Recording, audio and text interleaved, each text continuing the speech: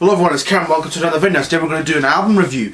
Something which I haven't done for a while, but something I've always wanted to do for a while again. And today's going to be a recent release from that was out just last month, and it's Bruce Springsteen's latest album, Only the Strong Survive, which came out in November. I'm going to review the album like I said I would in the channel, show you my copy of the CD, don't have the vinyl as of yet, talk about each track and give them the marking as a whole out of 10. So Bruce Springsteen's Only the Strong Survive is his, hang on I just need to check my phone for the fact. It's his 21st studio album, released on November the 11th, 2022, so this year, just a month ago. This album followed Letter to You, which came out in 2020, and this was during the period when the world was still under COVID-19. Just move my camera up a bit. This was during the period of when the world was like under COVID-19 lockdown and weren't really able to do much. And Bruce wanted to do an album. It kind of felt like he was going to take a break from writing songs for a while. So he wanted to do an album of other people's material, of songs that he hadn't written but felt that he wanted to do.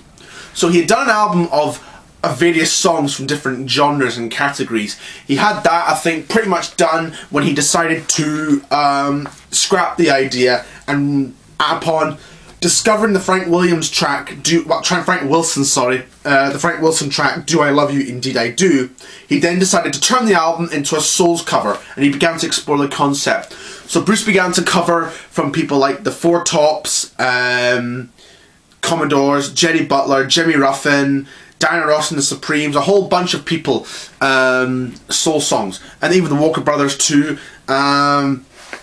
So he and his producer, a guy called Ron Anello, recorded at Bruce's home in New Jersey, and with engineer Rob Lebret, and they got to work on this album.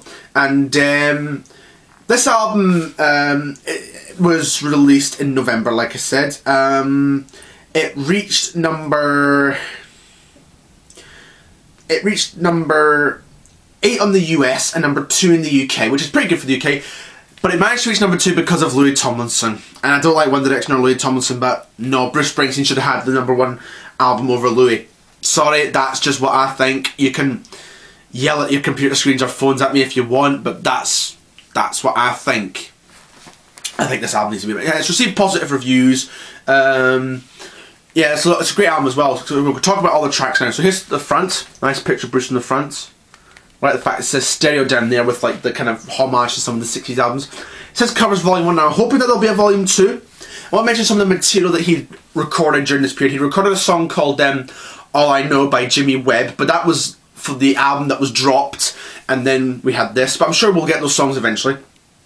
He recorded the Four Tops, which I'll be there, but he dropped those for the ones that he included on here, which we'll talk about as we would go on. And then My Girl, The Temptations, which he tried, but he didn't feel as if he added anything new to the recording, so that wasn't included. But we're hoping that those songs will get released eventually, and we're hoping that a volume 2 of the covers album will follow. But there's the front, back, all the tracks. See, I really like those pictures that they've chosen for the front and back. There's the inside cover. And this album comes with a poster.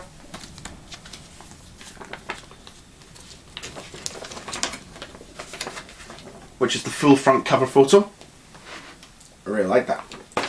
And on the other side we have the credits of who does what on the album. And there's a radio thing. Oh. There's Bruce with Ron Anello, the producer, and Rob Lebret, the engineer, who plays what in each track, and who does what in each track as well. It's quite nice included. It'd be nice if they had a wee booklet with it, but I suppose the poster's alright. It'd be nice to have a wee line notes of Bruce talking about each track and why he chose to record them. Would have been a nice one. But here's the inner sleeve, which is quite nice. And it's on Columbia, like Bruce's all albums have been since 1973.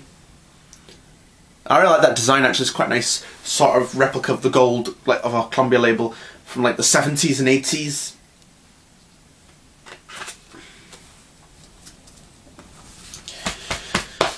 So, now we're going to talk about the tracks. So we start off with the title track, Only the Strong Survive. This was originally a Jerry Butler song from 1968, and Bruce said he didn't know the song originally. He recorded another Jerry Butler song on the album, but I think it was his manager and executive producer John Landau who suggested he record this one. And so Bruce recorded this song, and it's also been recorded by Elvis on his album From Elvis in Memphis.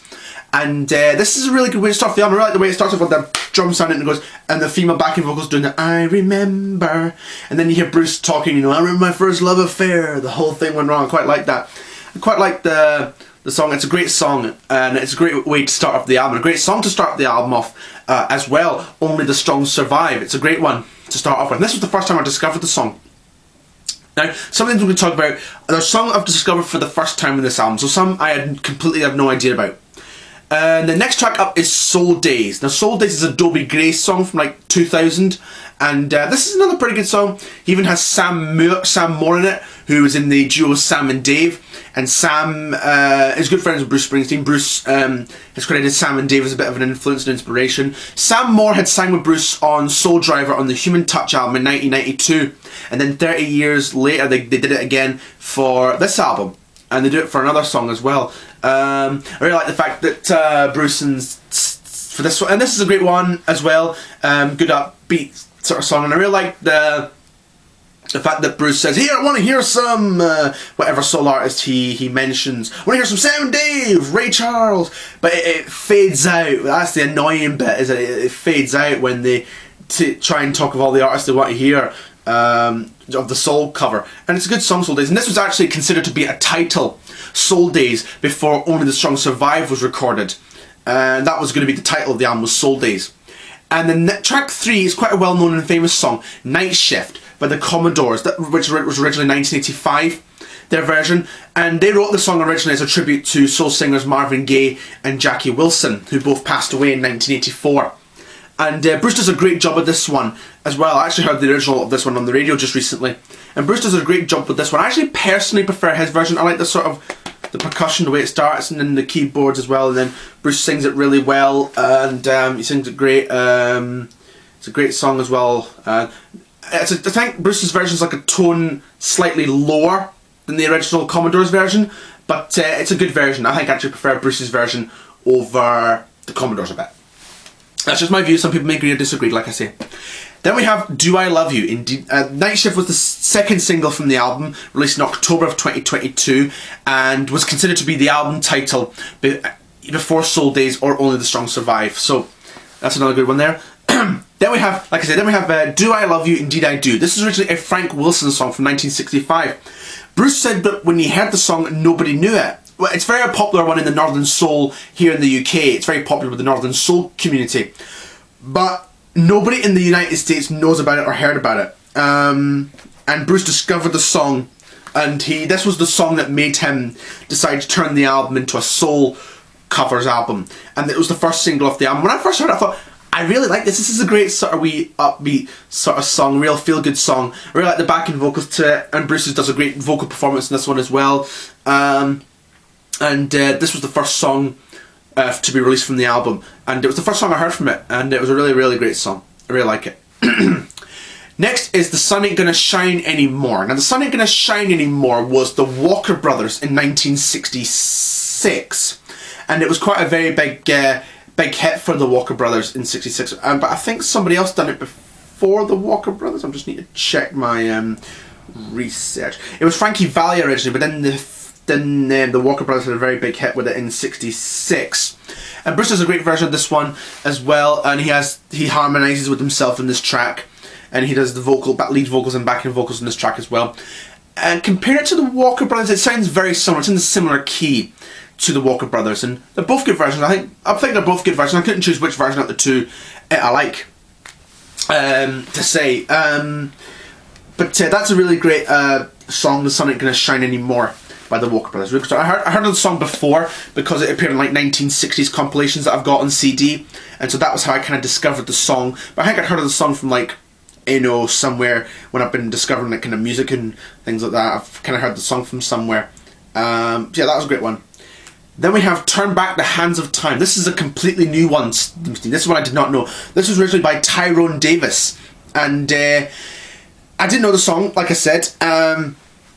It was the fourth and last single to be released from the album. It was released the same day as the album. And it's a great song. I really like it. I really like Bruce's vocal performance as well, like I say. The lyrics as well are great as well. Basically it's about kind of like a lover sort of, wishing that he'd done better and saying, if I could turn back the hands of time, if I had a chance again, I would do this and that, and leaving would be the last thing on my mind. That kind of thing. That's a good song. I really like it. If I could turn back the hands of time.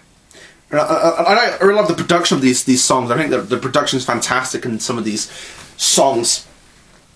Then we get When She Was My Girl. This was originally a Four Top song from 1981, and this is a later Four Top song. You never think Bruce would do like Reach Out. Like I mentioned earlier, he tried recording Reach Out, I'll Be There, but he dropped it in favour of When She Was My Girl and another Four Top song that we'll talk about later on in the video.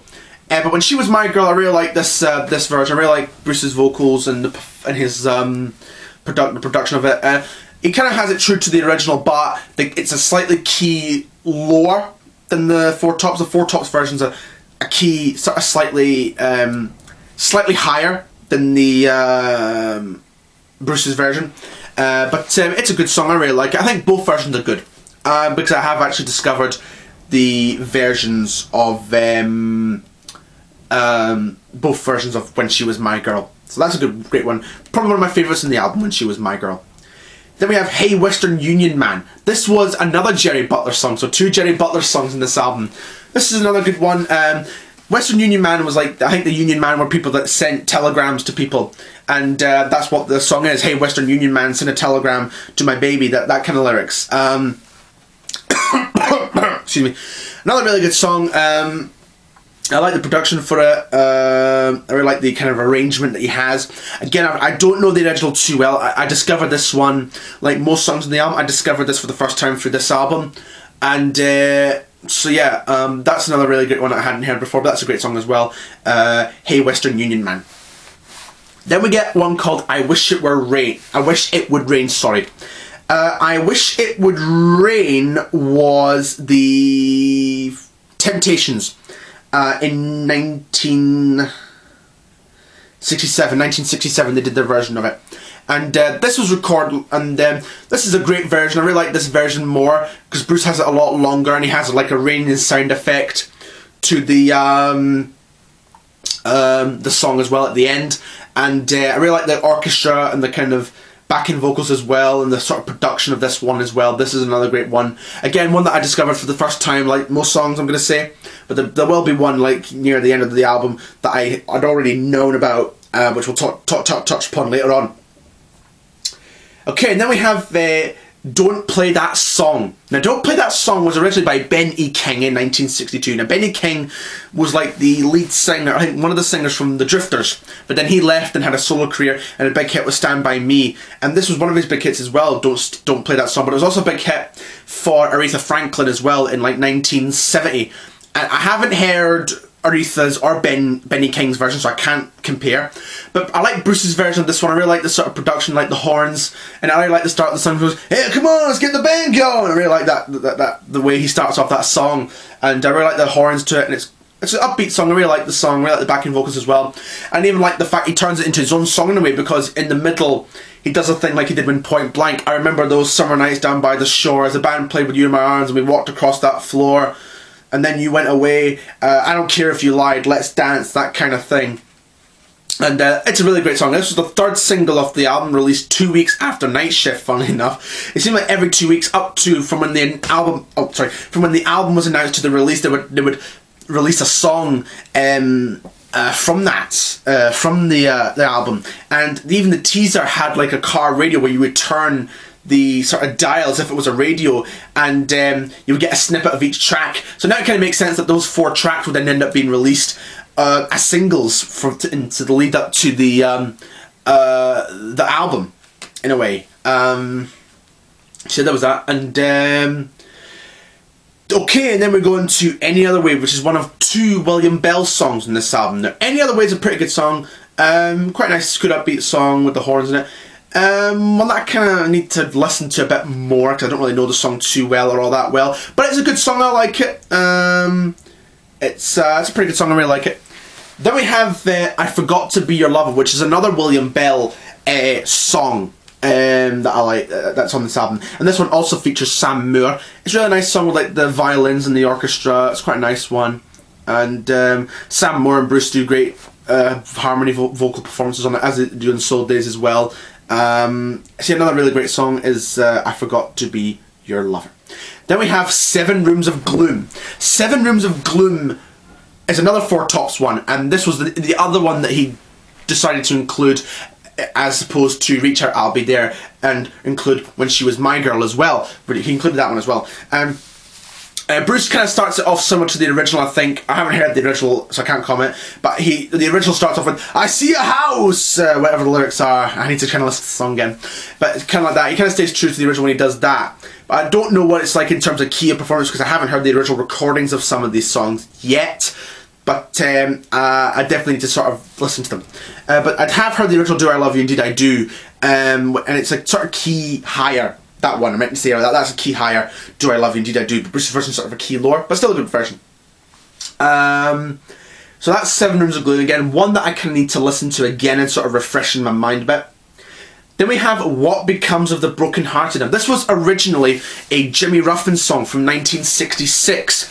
And I've got the 45 for that one, that song. And I'd heard the song, I can't remember exactly where I found the song, but I had heard of it from somewhere like years ago. And when I saw that that this was one of the track listing that was announced on the album, I thought, this will be quite interesting to hear him do What Becomes of the Broken Hearted. And he does a great job of the song. He stays true to the original song, and he does it in the original key, and he does a great vocal performance, and I love the production of it as well. And he even adds it on a bit longer, because normally the original just fades out when Jimmy Ruffin's singing. I think it's I'll be searching everywhere until I find someone who cares, or something like that. But Bruce carries on doing I'll be searching everywhere until I find someone who cares. I'm gonna find my way. I'll find my way. That kind of thing, and it goes on for a bit longer. So in terms of both versions are fantastic. Both Jimmy Ruffin's and Bruce Springsteen's versions are great of What Becomes of the Broken Hearted. Both great versions of a great song, I would say. So both great versions for Jimmy Ruffin, for What Becomes of the Broken Hearted. And the last track on the album is Someday We'll Be Together. This was originally a Diana Ross and the Supremes song. And I think I've heard the original Diana Ross and the Supremes, and Diana Ross is sort of a key higher again, and Bruce is in a different key. Me personally, I like Bruce's version more. The production of it's great, the violins are great, the backing vocals are great, Bruce does a great vocal job as well, and it's a great way to close out the album as well. It's kind of like a great sort of goodbye song. It's a great closer for the album, I think. A great way to end this sole album cover of Only the Strong Survive. So that's me going over the songs and in detail. So the album Only the Strong Survive as a whole gets a 10 out of 10. It is brilliant. It's fantastic. The production on it is great. Bruce does a great job, and he does justice to some of these old songs from way back in the day. He does a great job, and that's what Bruce really said in the when he was talking about making them. He wanted to do some of these songs sort of justice, and do justice to the people that sort of influenced him soul music. You know, Sam and Dave and the Temptations and Four Tops, William Bell, Jerry Butler, Jimmy Ruffin, those kind of people that he wanted to sort of do. And it's a really great job that he did these songs, and he does a fantastic performances of some of these songs. This is definitely for me my favourite album of 2022. Funny enough, this year hasn't really had much new music from some of the favourite people. We haven't had a new album from Paul McCartney. There's been new Tom Petty releases. The Everly Brothers put out a new compilation. Whitesnake put out a new Greatest Hits. But there hasn't really been much new material from people that I know and love this year, whether unreleased or not. Whether completely new or previously unreleased material has been not really much. But this has been my favourite album of the year, because it's the only one I really have sort of paid attention to this year was Bruce Springsteen. But I paid attention to some of the other releases too. But in terms of new studio albums, this is the only one I've really sort of got. But it's a fantastic album. It's a great album. It's one I recommend if you haven't heard. If you love soul music, or if you love Bruce Springsteen, check out this album. You won't regret it. It's a great album. and I really hope that we get a volume 2 of this one, and who knows, I may talk about may do both volumes 1 and 2 together, who knows, but hopefully we'll get a volume 2 of Bruce Springsteen album covers very soon.